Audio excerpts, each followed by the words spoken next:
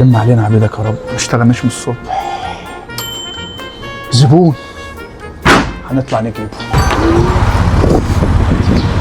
مالك يا صاحبي؟ السماعة خدتها من ورا اخويا. تعيط ليه بس معلش؟ خدتها من ورا اخويا اتكسرت. كسرت؟ اه جميل كده. نهار اسود.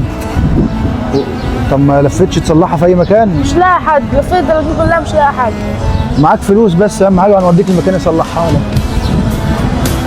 عادي. تعالى اوديك لمكان يصلحها لك، تعالى. تعالى يا غلبان. هنوديك لملك ما تزعلش يا حبيبي. زبون يا ريس.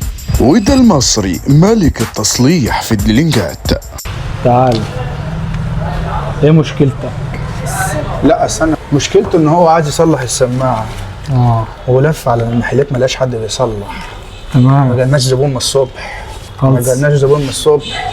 في السريع المميز عندنا هنا ان احنا في سنترال المصري بنصلح السماعات والساعات وكل حاجه في السريع. لا عليك شويه اخويا بس هيضربني. يا باشا ما تقلقش. عيب عليك. ما تقلقش، يلا بسرعه تعمل 5 دقايق خلصتها؟ خلصتها لك يا عبد.